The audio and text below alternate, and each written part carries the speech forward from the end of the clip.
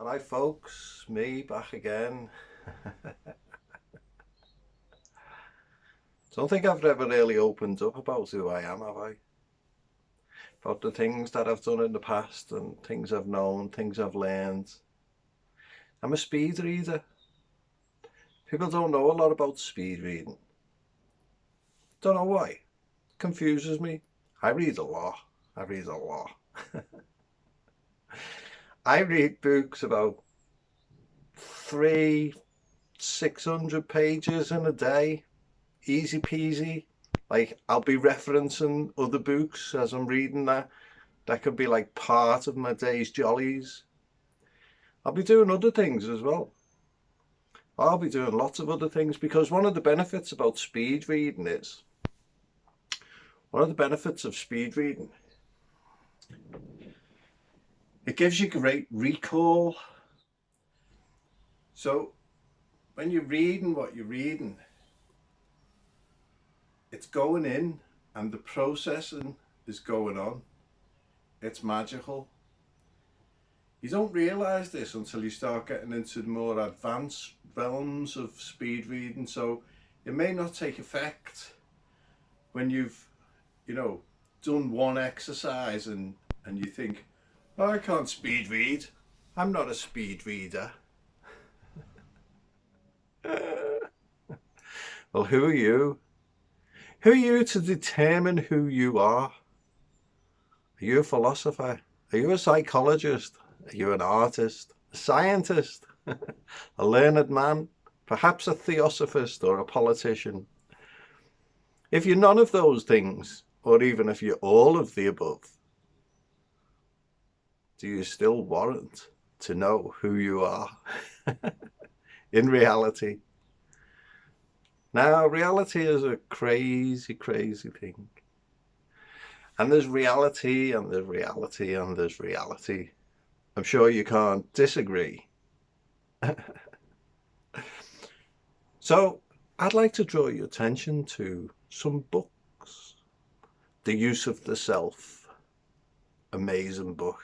Amazing book. No one's ever heard of it. No one reads it. No one studies the content of what it says and what it's trying to convey, and the landscape that it's painting. A lot of these books, these older books, like before television was invented, is my forte. Whatever those books are, I'll be like swimming in books because I understand how to read. Just a quick history lesson on my history of how I learned to read. I was in a reading club and the teacher told us that there's methods of approaching a book for reading. For example, there can be a foreword, a preface, notes to the new edition. There can be the contents pages, then you've got the index pages at the back. Or there can be none of those, which is a lot of the cases about fiction. Now, the thing is that I've found about when reading fiction novels is that there is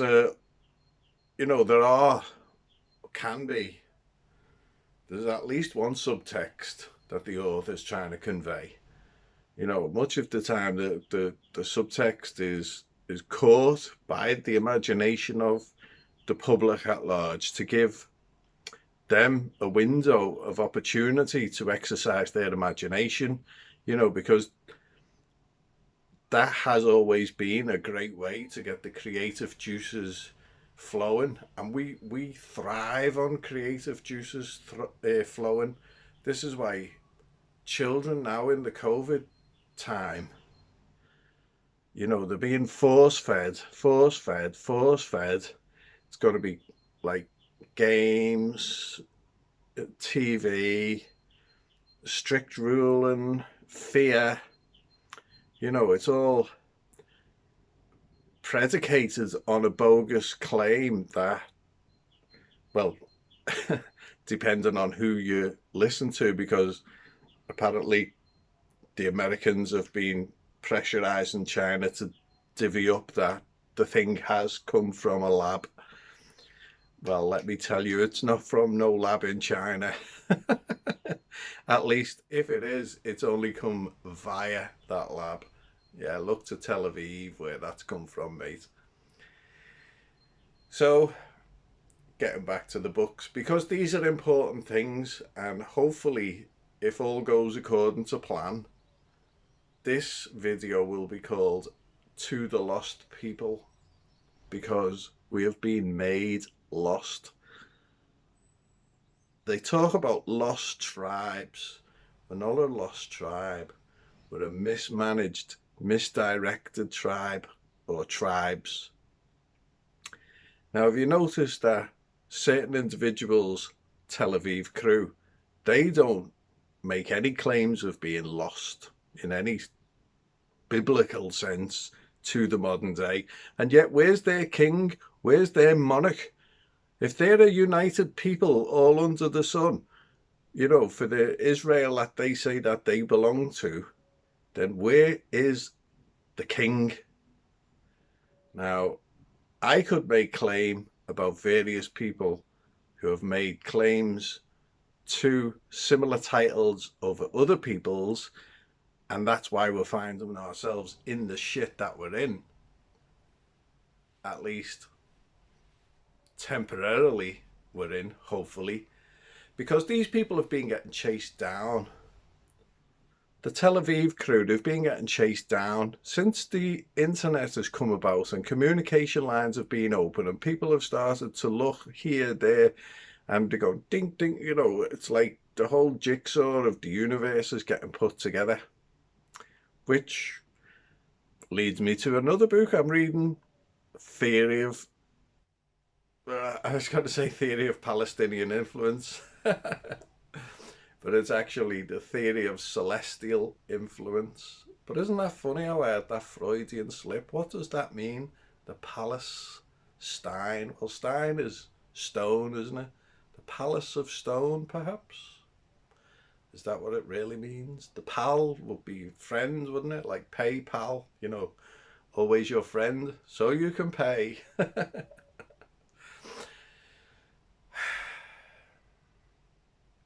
So one thing about reading I've found that is like predominant over all of the other things about reading is like your brain begins to activate the words, like while your brain's processing as you're reading. So you're reading down the page and the images are forming. So as the images are forming from each word, it's like watching a play. So as you're reading, it's like watching a play. So a lot of people tend to mask that because they're reading through their ears pretty much, you know, they're saying the words to themselves. And that's one of the first sort of early lessons in speed reading that trains you to get away from that. And it's really, really freaky. And we should really be teaching children how to speed read from the off, but we should be teaching the children, you know, tons of things that we're not teaching the children, like preparing them for industry. You know, how many people can say that they've came out of the mandatory education, or the so-called mandatory education, which isn't mandatory at all. Anyone can homeschool anyone at all, because like that's a basic human right, and you don't need anyone to tell you that you can homeschool. You should all be homeschooling. And now much of the children are homeschooling. So, you know, that's how important that schooling system was. It was like one of the first things to get kicked in the head. It's not an important thing at all. Now, since, again, the advent of computers, look what's going on. Follow the trend. We had this GameStop thing, didn't we? Well, here's a little history lesson on Silicon Valley. And this is another thing about speed reading, is that when you open up lots and lots of websites, you can just read them fast. So you just build a big picture fast, you know, about the news or something like that. So we are living in a projected Marxist, dialectical and historical materialist world.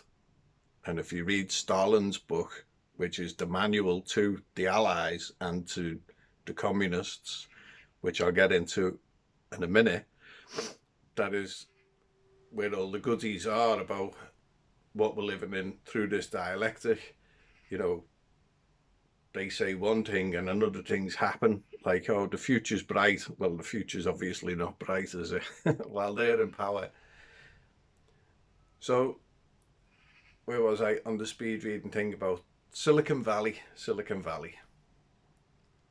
So many of the people who built Silicon Valley, and if you haven't seen Pirates of the Silicon Valley, I'll tell you, it's a difficult one to get hold of. I've tried to upload it to, you know, the tube, whatever,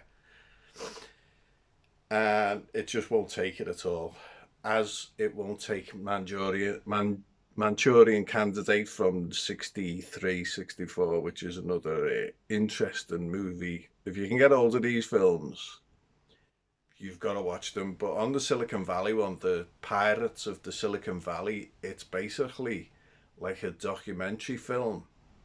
I don't know if it's called a docu movie or something, but it stars Steve Jobs and Bill Gates, like actually they're in it, and Steve Wagnoski or whatever it is, all the heads basically who set up Apple and Microsoft. They're one team, they're not a separate team. And behind them was Jerry Rubin and the Beatnik movement, who were moving to California to continue this process of changing like rock and roll into hippiedom. You know, they didn't really know what was going on themselves. I don't think they had these plans, but they knew that they had to pull the plug on California because California was an intellectual hub of greatness. Basically, you know, it was even today, it's got a higher GDP than Great Britain. Would you believe? It ranks sixth and Great Britain is seventh. So Great Britain has got like the fourth biggest economy in the world, so we're told. And the Californian GDP is above that British GDP. So that's how intellectual California is rooted, you know, in those intellectual roots. And obviously Silicon Valley has been a great draw for the enemy to utilize, as they utilized America, Britain, Mexico, China, Morocco, all of these countries who allied against Europe, India, as part of the Commonwealth as it was, or the Empire, you know, 72 countries of the Empire, 13 states of the USSR, 50 states of America, plus, as I say, Mexico, China. There's a lot of rallying going on at the Moscow Convention in 1943, when, you know, they all piled in, and that's when China declared war on Germany, or on Europe rather, the Axis powers. It declared war on Germany, but that sort of underwrites that it's all on Europe. But countries like Colombia, Chile, Argentina, they were still friendly with Germany, but they weren't involved in the war. Like Sweden and Ireland, they kind of remained neutral, and one can see, you know, why, as Spain did, but Spain was in no condition, at least after their civil war. For 3 or 4 years, they didn't need to be getting into no world wars. Well, they were accosted then in 1951 by the Americans. They were sort of like brought to heel, so it was like an enclosed Francoism rather than an expansive Francoism. You know, you didn't see Franco going to South America as a reconquistador or anything like that. So, you know, he got his little warning, like, you can have your little Spain, but and obviously America got Ronda, the base there to control the Mediterranean and the Atlantic. So very shrewd bargaining going on by these peasants, these peasant revolutionaries who took over Russia in 1917. You know, the expansion, the Harbin crew, the Tel Aviv crew, you know, I don't know what the thing is on YouTube now about saying and everyone runs a mile as soon as you mention it. So So basically, I'm not saying it, even though I can say it as much as I want. I have said it as much as I want. So now I'm wanting not to say it. So there. So the Silicon Valley was a complete ruse. IBM didn't put up any fight. Uh, Basically, they put up no fight. IBM could have put up a massive fight. They could have destroyed these hippies in the garage, but no, it was the other way around. And there's recently, I noticed a thing there with some rifles. Some guys made a rifle in the back of a garage, and the British military signed them up for the whole deal. They've signed them up for supplying the British Army, and if you see the video, it's chaos like, but the British Army is chaos. All of the armies are chaos. The whole world's in chaos. No one can deny it now. You know, we've had austerity, we've had like apartheid removed, we've had the fall of the Berlin Wall. You know, we've had all these promises that they've fallen flat on the face. Now we've got COVID. So there's a more sinister underlying element to, you know, the 19th, 20th century, 21st century, you know, those three consecutive centuries when we've seen, like in the 19th century was what, the fall of the Ottoman Empire, the fall of China, like with the Opium Wars, like 1901 anyway. So it was going into, I think the first Opium War was 1930, the next one was 1964, and then the final one, 1901, the Boxer Rebellion, which China lost. And then, you know, amazingly, what I couldn't believe is the nationalist Chinese who fought a civil war away from the imperialists. Like, I thought nationalists were monarchists, but who am I? So they won, and then they lost to the communists, but they'd already declared war on Germany, and you know, it's madness, isn't it? You know, it's the contrivement and the all these like accidental coincidences. You know, communism defeats the nationalists who defeated the empire, like the end of the dynasties in China. It blows my mind. Now, I was just watching a video the other day where the people who can't be named involved in the French Revolution, and they were, yeah, certainly were, and the lecturer names all the other revolutions that they were involved in, like, and he's, you know, he's not internet conspiracy theorist, like he's from academia, and he mentioned some other thing as well, but basically, you know, this is the problem, and as anti-Semitism was growing, as it has been growing, and well warranted that it's been growing on the internet, on the street, wherever you go, you know, there's always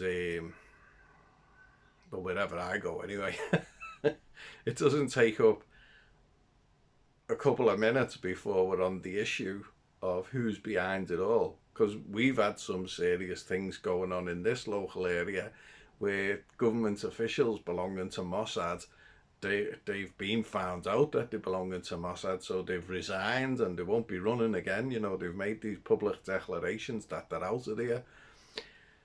And then the mayor of the city's been arrested. You know, it's all coming to a crunch. See, the leader of this country, Great Britain, he's one of them. So he's got a lot riding on this. He was Greville Janner's mate. So Greville Janner, dead or not, he was still his mate. Probably still is, like, he could well be pulling all the strings. So he was a Labour MP who was taken to court, taken to jail. Really. You know, you don't go to court when the police arrest you, you go to jail. And that's where he went. So he didn't like it in there, so he come up with...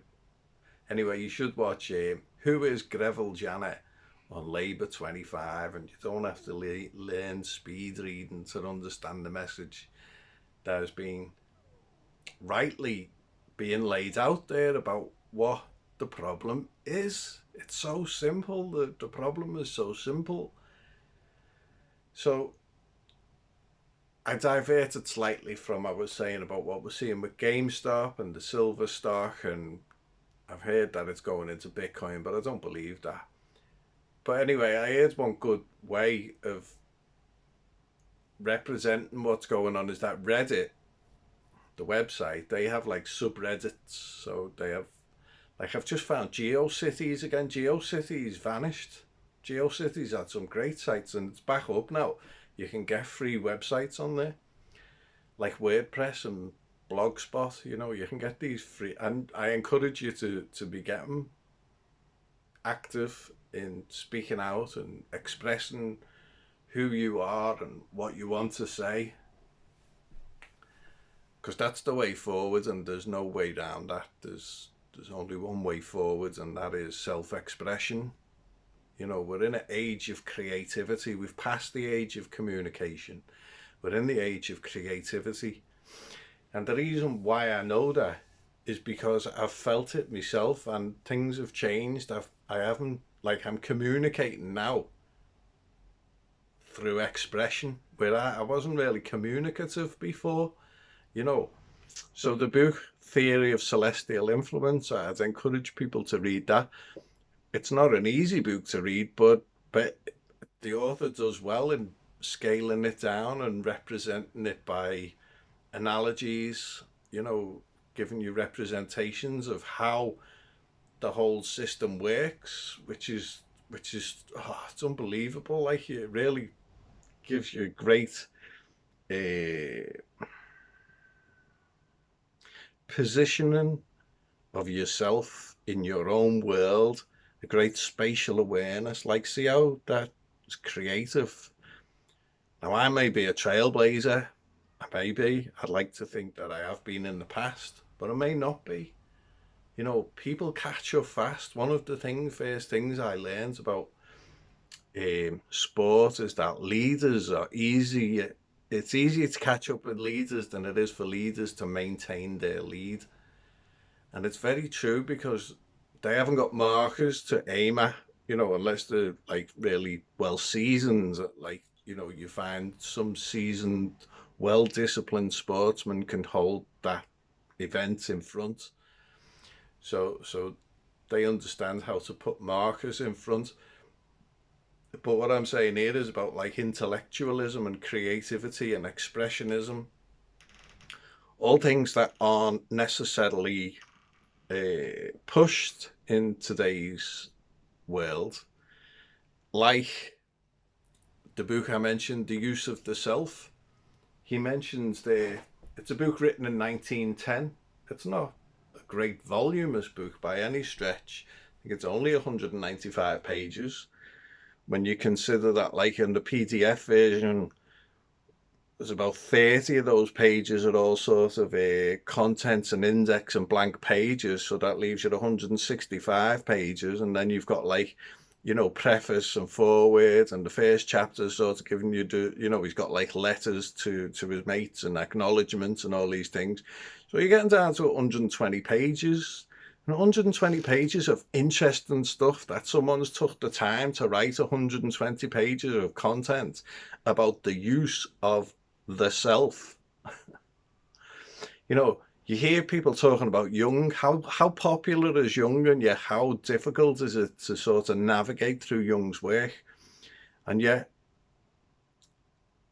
this work, the use of the self, it brings to life. You know, it really does. Whereas Jung is dealing with the psychology of the underpinnings of why we live the way we do. You know, he's trying to bring answers, and obviously Freud was trying to destroy those answers, which was Freud's remit, and everyone connected with Freud since has been that, you know, in that vein. That's the reason why we have the problems we do today. They've been given so much power, too much power, that it's rendered the people helpless, hopeless, destitute, ran out of ideas, without representation. You know, it's like it's scary times, and yet the people have all the power. Absolutely, 100% have all the power, and that's more than a metaphor. It might be something I get into in a while, because they say that you're not allowed to go public when you have court cases, don't they? Well, I was getting taken to court by a power company who are now building a nuclear power plant worth 23 billion. So I'm on the dole. I've been on the dole for like 12 years. You know, what are the chances of me getting a job? Seriously, come on, who's going to employ me with my track record? Which I haven't harmed anyone. I've never hurt anyone, or, you know, attacked anyone, or done nothing like that. Well, that's obviously not part of the mainstream narrative. That's what they want you doing, isn't it? You know, look at the people who, what was it, Dirty Den in EastEnders, and a murderer became like a TV substar. And not to discredit the man for his work, I'm sure he's a great actor and a nice bloke, whatever, but like giving him that platform above people who, it's like Priti Patel now, isn't it? Priti Patel, she's African of Indian origin, who's now British, and is being sacked as the foreign secretary for having secret meetings with Mossad in Israel, and with Benjamin Netanyahu and Shimon Peres. I think he was alive then, and all like 16 meetings she'd had on this 3-week holiday. I'm going to Israel to have secret meetings with Mossad and their chums on holiday. I'm sure Thomas Cook would make a bundle if they were selling those holidays in Parliament. Anyway, so she, oh, that's what I'm saying. Like Leslie Grant was his name, the fella at EastEnders.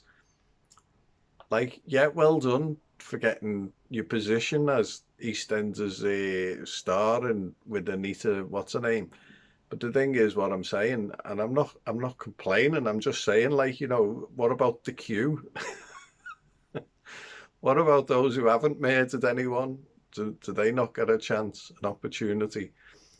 Um, yeah, like Priti Patel. So she's just parachuted in from, I think it was Uganda, where her Indian family come from. Now she's the Home Secretary after being sacked as I mean, officially they say that she resigned, but she was getting sacked. You know, it's like, you're getting sacked, okay, resign. What? like, like that. I've done a comparison of her with who's that silverfish woman, Sarah Silverman. That one, yeah. They look alike. Like, apart from Priti Patel being about 4 foot not and about 4 foot wide, um, they look like sisters or mother and daughter. It's uncanny. It's weird. It's proper weird. You know, have we got Sarah Silversmith's grandmother in our parliament, in the cabinet? How do these people do it? They fly in and jump straight to the queue, and anyone with any merit is kept as far away as possible. Even Boris Johnson, who's born in New York, he's Turkish Jewish. Oh my God, I said it. So yeah, so we're not exactly the country that we're portrayed to be. We're not a unified country. Now, there's a very old saying that I found, and it's, when the king or the ruler rules the nation as a rich nation, the nation will be rich. Which kind of makes sense, doesn't it? If you rule it like how a rich nation would need to be ruled, ergo, input, output, then it would be rich. And the saying continues that the ruler who rules a poor nation as a poor nation will be poor, will be a poor nation. So the word nation, it was really interesting the other day. Handsome Truth on Goyim TV. He was trying, like, you know, great lad that he is and everything. He's trying to say that nations don't count. and that he's a son of God.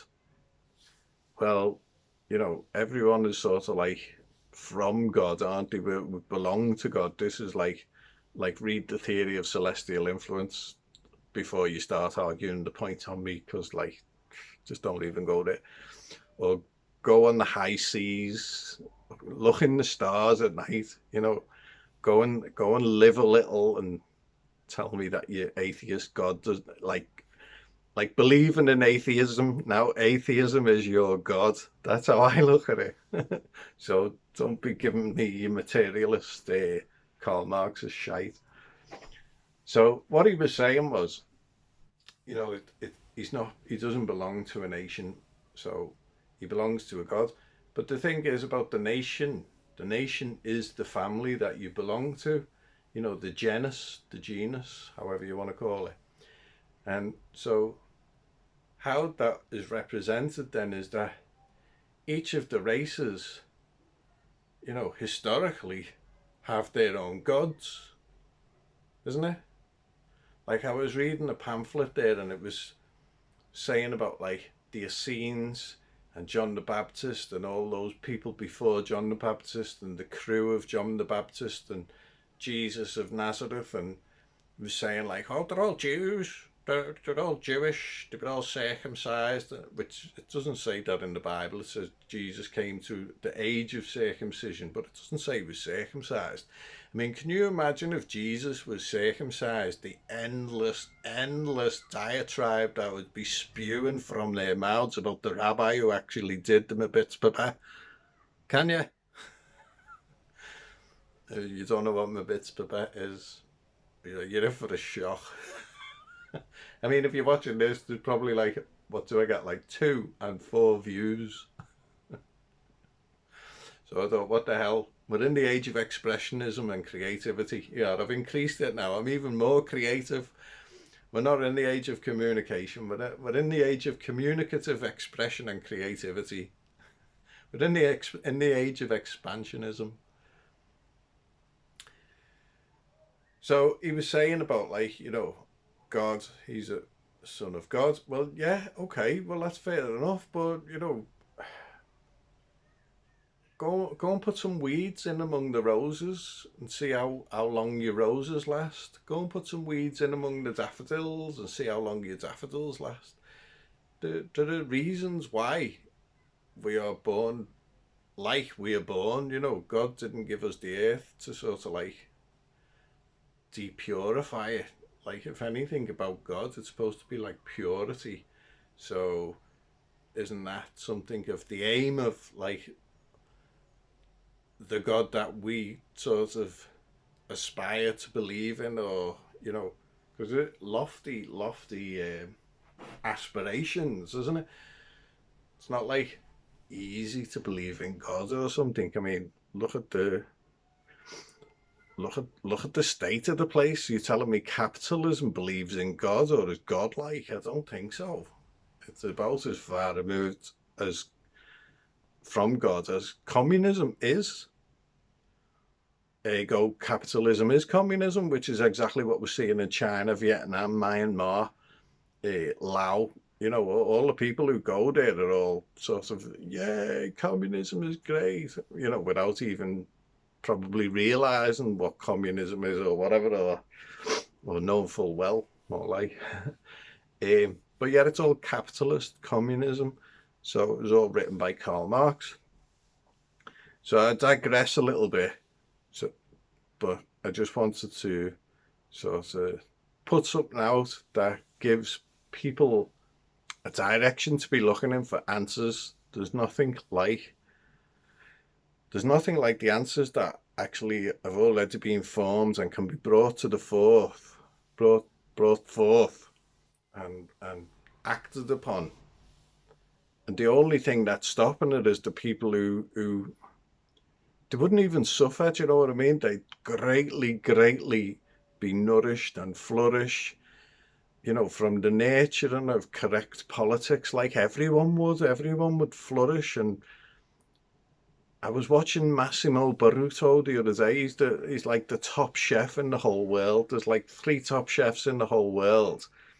and he's won it like, you know, a few times. So I don't know whether he's the current top chef in the world, but it pings between him, this French guy, and I think it's another French guy like him, Parisian restaurant, or maybe a New York Parisian guy. Anyway, there's three of them, but Massimo Bottura, he's like, you know, he's won the title two or three times as the best chef in the whole world.